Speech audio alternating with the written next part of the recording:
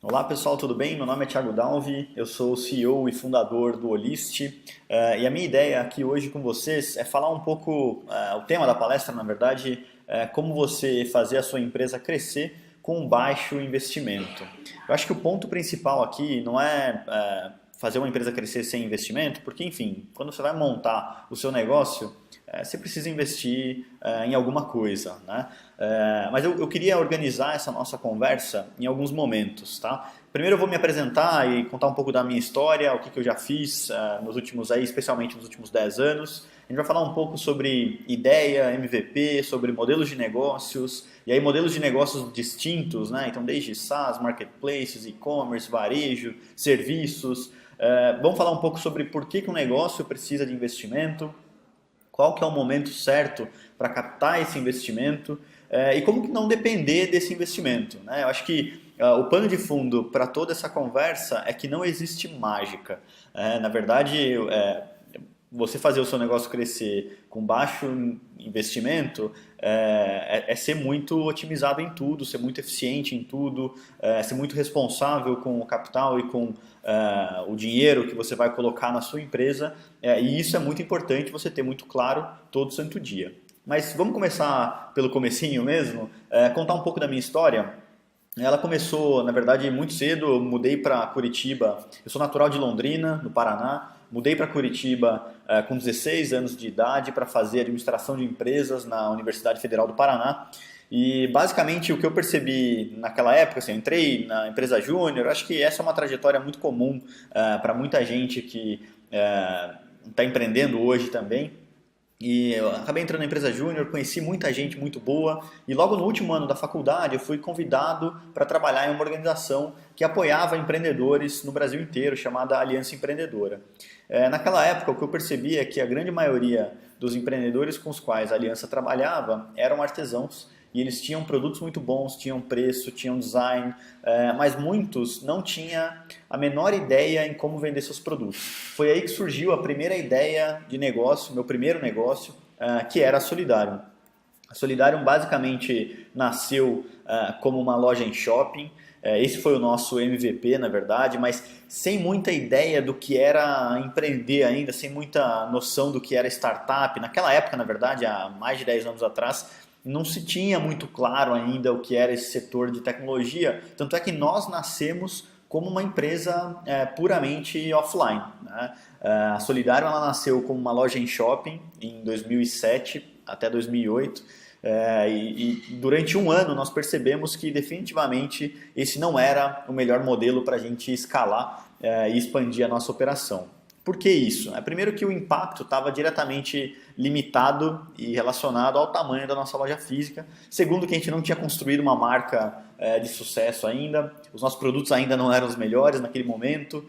E depois de um ano trabalhando no modelo de loja em shopping, a gente percebeu que a gente precisava evoluir, precisava mudar.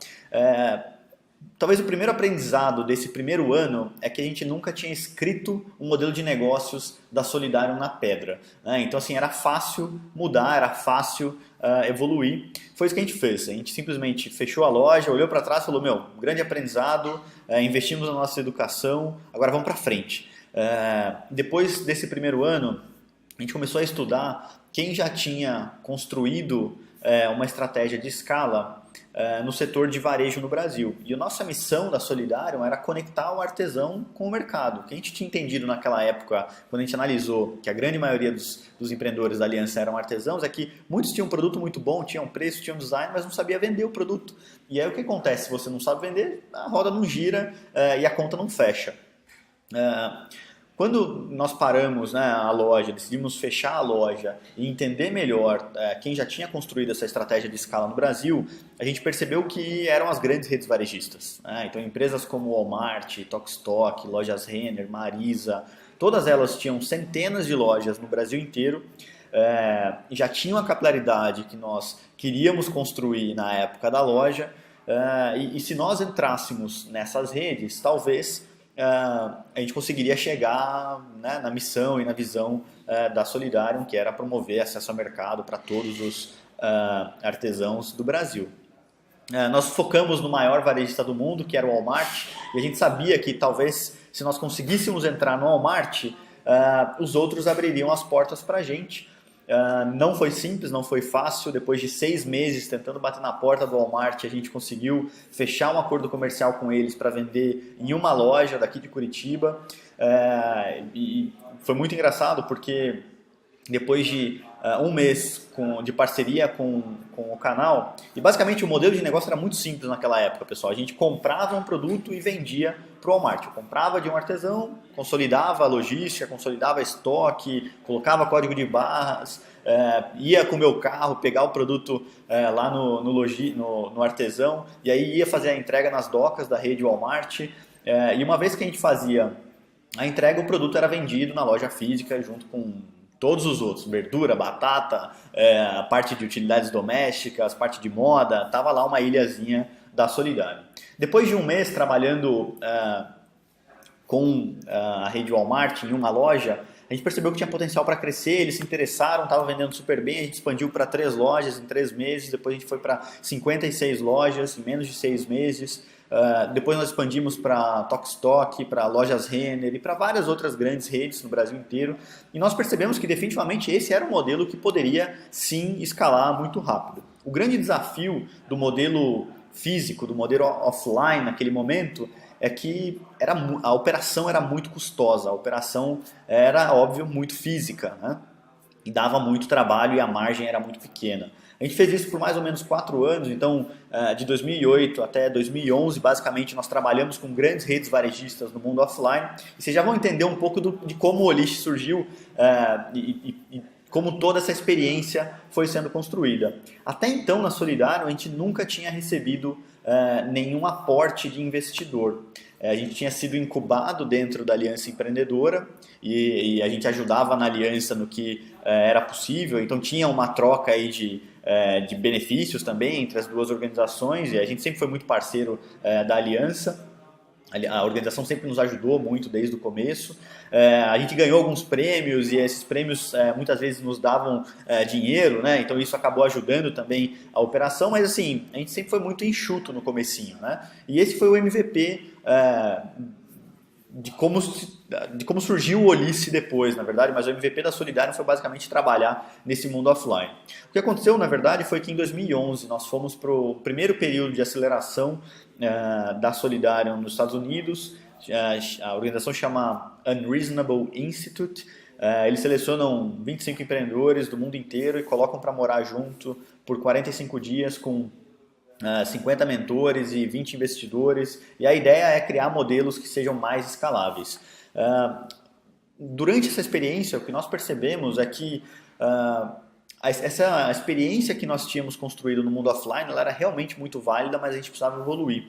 E nós tivemos contato com várias startups e várias empresas do mundo web, de tecnologia. E uma delas era o Etsy, né, que é um grande marketplace de produtos feitos à mão nos Estados Unidos, já está em vários outros países do mundo. E nós percebemos que a gente poderia trazer toda essa experiência do mundo offline para o mundo online e lançar a Solidário, como a grande maioria das pessoas conheceu ela nos últimos 10 anos, né, como um marketplace focado em produtos feitos à mão. Até então no Brasil existia um marketplace só focado nesse segmento, que era o Elo7, que acabou se tornando o maior marketplace nesse segmento no Brasil, e com razão, assim, eles são muito bons no que eles fazem. Mas basicamente em 2011 a gente decidiu que nós lançaríamos o nosso próprio marketplace, a nossa própria plataforma. Voltei para o Brasil, a gente contratou desenvolvedor interno, a gente começou a desenvolver a ferramenta, e um desenvolvedor só, um designer só. Na verdade o designer foi terceirizado, o desenvolvedor era interno, porque a gente sabia que se a gente fosse começar essa frente de tecnologia, a empresa seria uma empresa de tecnologia, não era mais uma empresa de compra e venda de artesanato. Então nós precisaríamos internalizar esse atributo, né? essa competência, ela tinha que estar sendo feita internamente. Foi isso que a gente fez. Nós desenvolvemos a primeira plataforma, obviamente nem um pouco perfeita, tinha muito problema de tecnologia. Nós lançamos ela, na verdade, em junho de 2012, passamos aí 6 meses desenvolvendo, e foi muito legal, porque quando a gente colocou essa plataforma no ar, ela alavancou o crescimento do negócio de forma inimaginável para a gente naquele momento, né? A gente, só para vocês terem ideia, no mundo offline a gente tinha trabalhado até então com 30 associações, cooperativas de artesanato. E quando nós colocamos isso no mundo online, a Solidário ela cresceu de 30 para mais de 1.000 lojistas, que a gente chama, no primeiro mês. E aí, durante esses 3 anos, a gente chegou em basicamente 18 mil lojistas, mais de 380 mil produtos, 1 milhão de visitantes únicos mensais. A gente conseguiu construir, sim, uma empresa com um porte bacana e sempre muito eficiente, sempre muito focado em gerar o maior valor para o nosso usuário, e aí os dois usuários, né, das duas pontas, tanto o consumidor final quanto o próprio lojista. E a gente sempre, desde o começo, buscou construir uma empresa que gerasse caixa e pudesse, de alguma forma, se pagar. Acabou que no modelo de marketplace é quase impossível isso acontecer. Em 2014, nós fechamos a nossa primeira rodada de investimento, ainda uma rodada muito pequena, e foi o que a gente chamou de rodada de aceleração. Nós fomos selecionados pela 500 Startups, que é uma das principais aceleradoras de negócios baseadas no Vale do Silício. E nós fomos para lá. A gente morou por 6 meses em Mountain View, no meio do vale, e nós recebemos esse primeiro aporte, ainda super enxuto a equipe, tinha 6 pessoas naquele momento. A Solidarium já gerava caixa naquele momento, mas não se pagava, né? E aí, quando a gente captou esse primeiro investimento, acabou gerando um fôlego para a gente tentar expandir um pouco mais. No meio da nossa experiência na 500, a gente percebeu que o marketplace da Solidarium, apesar de ter crescido e tomado uma proporção bacana, né, grande, médio para grande, a gente fazia muito bem o lado de adquirir o lojista, de qualificar o lojista, de preparar ele para vender, de ter bons produtos à venda na nossa plataforma, mas o marketplace não se faz só de um lado. Você precisa ter os dois lados, as duas pontas da balança de forma equilibrada. E o grande desafio que nós percebemos e enfrentamos quando a gente tinha o nosso próprio marketplace era trazer o consumidor final de forma viável, né? De forma barata e para a equação fechar. E não fechava muitas vezes. A gente sempre teve muita dificuldade em trazer o consumidor nas campanhas de Google AdWords, Facebook Ads. A gente até fazia algumas campanhas que davam muito certo, mas como a margem era muito enxuta e a operação precisava de uma escala muito grande, acabou que a conta não fechava. Isso a gente percebeu no meio do período de aceleração, quando a gente começou a investir um pouco mais pesado na aquisição dos nossos lojistas, né? E aí o grande desafio que nós tivemos foi, enfim, crescer de forma sustentável com a Solidário. Como a gente, de novo, não tinha escrito nada na pedra, né, a gente tinha feito... A gente sabia que esse negócio poderia evoluir, ele poderia mudar de novo, né? Até então a gente já tinha mudado quase que 3 vezes, se você for pensar. A gente começou a entender algumas coisas. A primeira é que, legal, a gente adquiria o lojista de forma muito bem, de forma eficiente. Segundo, a gente estava concorrendo na aquisição do consumidor final diretamente com todos os grandes varejistas que a gente já tinha trabalhado no mundo offline lá atrás, né? Então a gente estava concorrendo diretamente com a Walmart, com a Tokstok, com a Lojas Renner. E a questão que estava surgindo no momento é que a grande maioria desses players offline tinham a sua veia de e-commerce e a grande maioria desses e-commerce estavam se transformando em marketplace. E aí o que a gente percebeu era uma oportunidade grande de fazer a ponte entre esses nossos lojistas que nós tínhamos na Solidarium com esses grandes marketplaces. Quando nós começamos a entender um pouco mais desse segmento, o que nós percebemos é que não eram só os artesãos que precisariam vender mais no Brasil, era todo e qualquer micro, pequeno, médio lojista no país.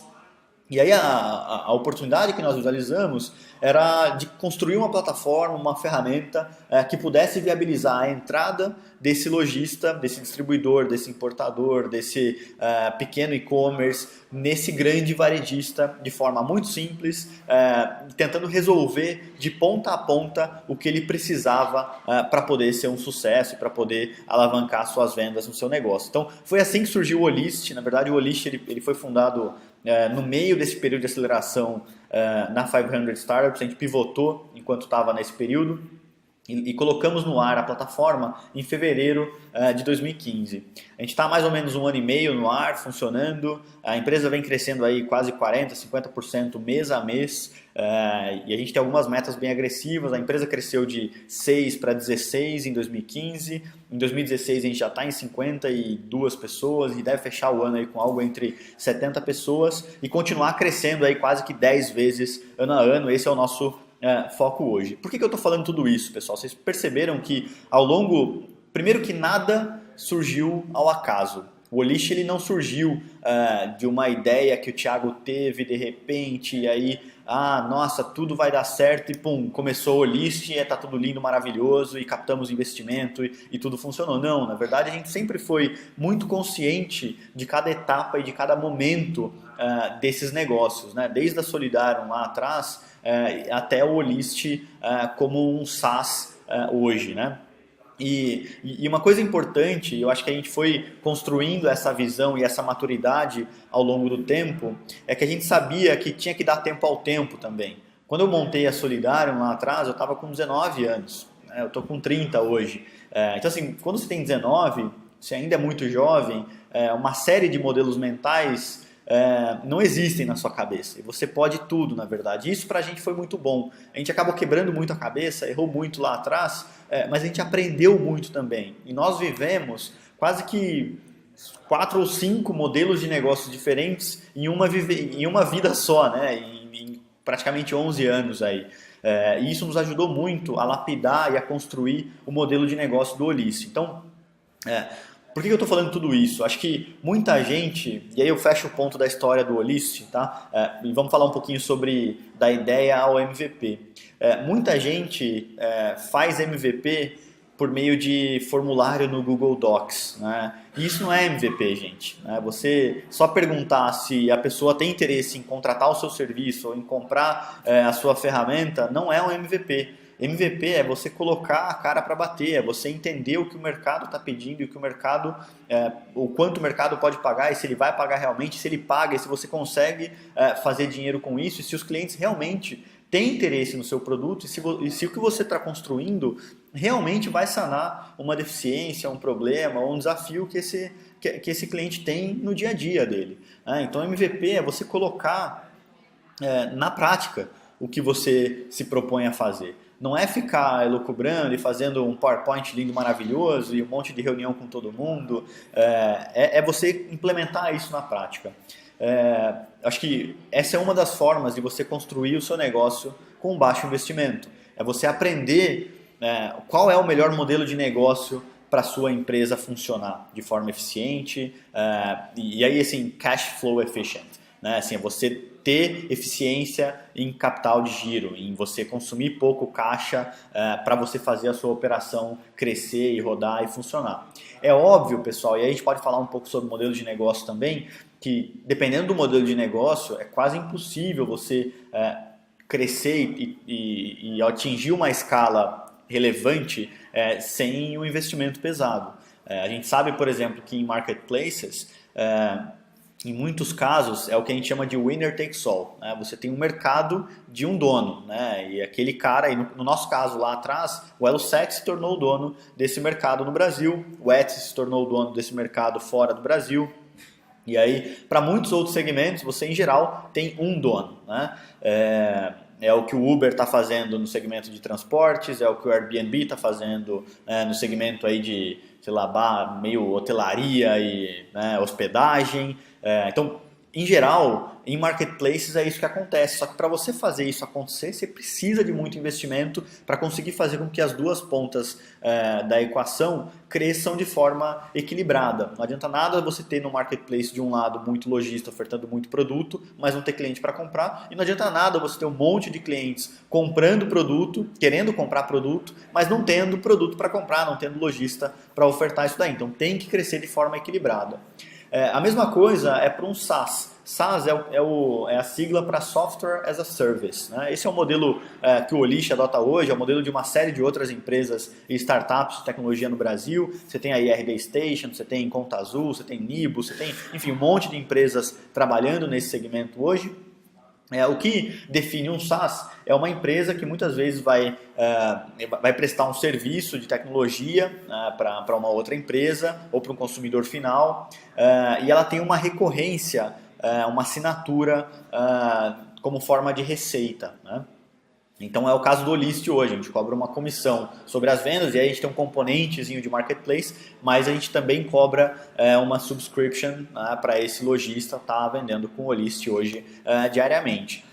Qual que é o desafio de um SaaS? E aí a gente vê muitos SaaS crescendo hoje no Brasil com baixo sim volume de investimento, apesar de que hoje os investidores eles estão procurando cada vez mais SaaS porque é um negócio previsível, é um negócio muito mais previsível do que um marketplace, do que um e-commerce, por exemplo, em que você tem que construir todo mês do zero. Um SaaS não, como ele é construído em base de recorrência, né? Você tem uma receita que é recorrente todo mês você começa com aquele stack mais ou menos definido, né? E aí você vai expandir aquele stack mês a mês, né, de receita.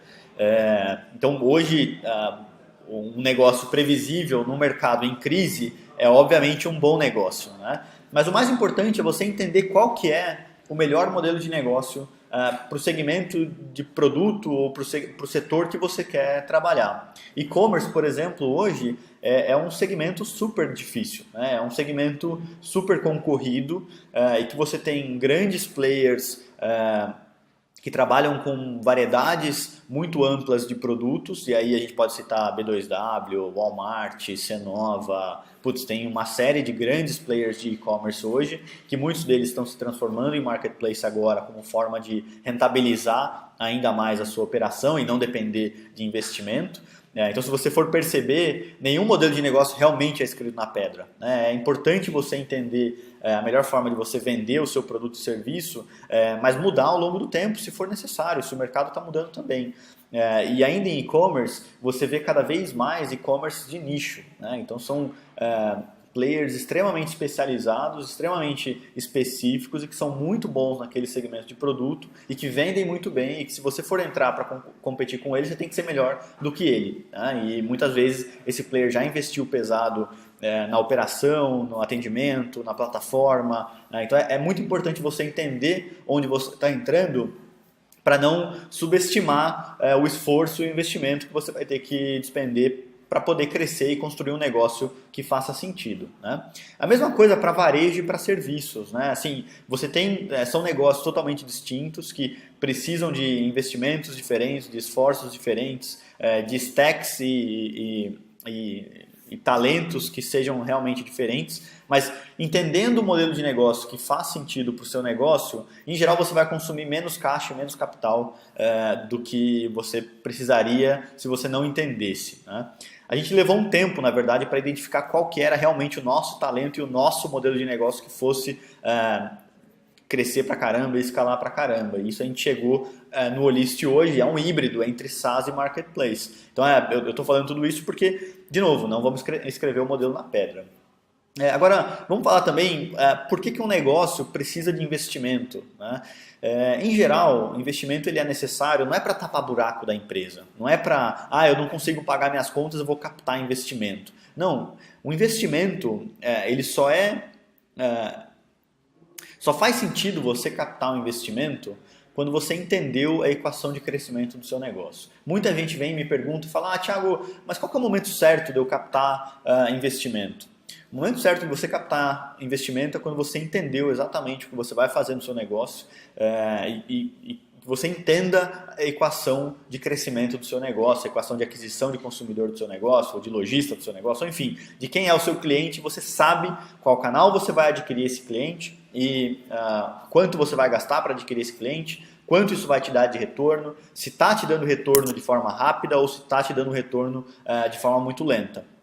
Mas Thiago, mas eu estou captando uma rodada de Angel Investor agora, não sei nada, é pre-launch, né? Eu não lancei ainda meu negócio, o que eu faço? Não, ok, esse é um investimento muito baixo, pessoal. Aqui o que eu estou falando é um investimento pesado para você crescer. O investimento inicial para você montar o seu negócio, aquele que você tira do bolso, ou que você vai pegar do Family, Friends and Fools, né? Da sua rede de contatos, Isso é ok, é normal e é quase que imprescindível para você colocar o seu negócio para rodar. Você vai tirar do bolso, vai pegar a sua rescisão da sua empresa, vai investir de alguma forma para colocar essa ideia para rodar. Isso sim é super importante, mas você só vai captar um investimento pesado quando você tiver entendido como o seu negócio realmente funciona. Não adianta querer dar o passo maior do que a perna. Ah, mas tem um investidor super empolgado, ele quer investir. Investimento é casamento. Você tem que conhecer a pessoa muito bem, tem que fazer a due diligence do próprio investidor também, assim como ele vai fazer de vocês. Você tem que entender onde você está entrando. E muitas vezes a gente vê muita gente cavando a própria cova por não entender onde vai aplicar aquele investimento. Então, se você não sabe como você vai escalar o seu negócio, e escalar é o que? É você trazer mais equipe, é você trazer mais cliente, é você fazer a sua operação em si crescer. Se você não sabe o que fazer para isso acontecer, você não está no ponto de captar um investidor ainda. Então, é muito importante entender isso para não dar um passo premeditado. Então, Thiago, qual que é o momento certo para eu captar esse investimento? É quando você entendeu essa equação de crescimento. E um negócio, em geral, ele precisa de investimento para crescer. Então, aquele ponto de que não é para tapar buraco é super importante. O investidor ele investe para poder alavancar o crescimento do seu negócio e daqui a pouco, quando ele for sair, fazer o exit dele e onde ele vai ganhar dinheiro realmente, ele quer fazer isso no menor tempo possível e com o menor investimento possível. Então, por exemplo, um negócio SaaS. Por que o SaaS precisa de investimento? Em geral, o que você vê num SaaS é você vai investindo, e isso basicamente a receita não paga o retorno que você precisa para o negócio se pagar no começo, então você precisa de investimento para compensar o capital de giro que a empresa precisa para compensar essa barriga aí de investimento, que é o tempo que você leva para fazer o cliente que você adquiriu e gastou lá X mil reais para adquirir aquele cliente se pagar. Então essa barriga se forma por conta desse tempo que o cliente vai levar para se pagar. Quanto menor o tempo, menor o investimento que você precisa. Quanto menor o investimento que você precisa para trazer, de novo, menor é o volume que você precisa captar. Então, quanto mais eficiente esse SaaS for, e eficiente em termos de tempo de payback e montante que você precisa para adquirir um cliente pagante, é sempre melhor. Então, hoje, no caso, no Olist, em geral, um cliente se paga em menos de 6 meses. E a gente precisa, a gente quer diminuir isso ainda. Mas ainda assim, se você for comparar com outras plataformas e outras ferramentas de SaaS, 6 meses é muito pouco tempo. A gente vê a empresa se pagando em 18 meses, em 14 meses. E aí o montante de investimento que você precisa para poder pagar essa operação funcionando e adquirindo mais e mais clientes é muito grande. E aí se você entender que um cliente te gera... vamos dar um exemplo aqui, sei lá, 10 mil reais de capital de giro que você precisa para manter a operação até ele se pagar. Se você adquirir 10 clientes, é 100 mil reais. 100 clientes é 1 milhão de reais. Então, assim, você tem que entender exatamente o quanto isso vai impactar no seu dia a dia, porque tem muita gente que cresce e aí precisa de capital de giro e não previu isso no seu plano e aí quebra, por não ter o capital de giro necessário para manter a sua operação funcionando. Existem formas de você tentar reverter isso. Por exemplo, tem muitas empresas de SaaS que tentam antecipar o pagamento do cliente. Então, você faz plano anual, plano trimestral, plano semestral, plano bianual, ao invés do plano mensal. Então, você dá um benefício para ele te antecipar capital de giro. Então, ele paga o ano e aí se esse cliente, se o custo de aquisição dele é 6 meses, se ele antecipou um ano, você tem mais 6 meses de capital de giro que você pode usar para poder fazer alguma outra coisa, para poder crescer. E aí você, de novo, precisa de menos investimento. Então, existem sim formas para você não depender de investidor. A verdade é que você vai trabalhar com investidor quando você quer alavancar o crescimento do seu negócio e você entende exatamente para onde você está indo. Nós, aqui no Olist, nós captamos algumas rodadas de investimento de investidores, tanto venture capitalists quanto angel investors estratégicos para a gente. E para a gente sempre foi muito positivo ter esse pessoal com a gente, eles ajudaram muito a construir um negócio ainda mais maduro, a pensar. Muitos deles já assim, são empreendedores ou são diretores de grandes marketplaces ou grandes e-commerce e já passaram pelas dores que a gente está passando. Então, você também ter pessoas na sua rede que realmente possam te ajudar e que já passaram pelas dores que você está passando agora, sem dúvida alguma, vai reduzir também o montante de investimento que você precisa para fazer o seu negócio dar certo. Eu acho que o mais importante de tudo, vamos pensar em resumir tudo isso que eu falei agora, não escrever o seu modelo de negócio na pedra, precisar evoluir quando for necessário, evoluir com o mercado, evoluir com o seu cliente, captar investimentos somente quando você entende a equação de crescimento do seu negócio, estudar e entender quem são esses investidores que você vai trazer, estudar e entender qual é o modelo de negócio da sua empresa e que faça sentido para o seu negócio, ser muito eficiente em termos de caixa, capital de giro, e se você for captar investimento, ser muito eficiente com isso. Você não pode virar aquela startup oba-oba, agora vamos, festa para tudo que é lado. Cara, não, o dinheiro não é seu, o dinheiro é de investidor. Então, se você vai captar investimento, e mesmo o seu dinheiro, você tem que ser muito eficiente com isso. Então, não vamos queimar dinheiro à toa, né? Acho que construir negócios que sejam sérios, você tem que passar por toda essa experiência e tem que ser sério, né? Assim, a gente está construindo um negócio para durar, a gente não está construindo um negócio para sair daqui a um ano, daqui a um ano e meio, né? Pelo menos essa é a nossa visão aqui no Olist. Bom, espero que vocês tenham gostado. Se quiserem conversar um pouco mais comigo, é só me adicionar no LinkedIn, Thiago Dalvi. Foi um prazer bater um papo aqui com vocês, espero que tenha sido útil aí para vocês.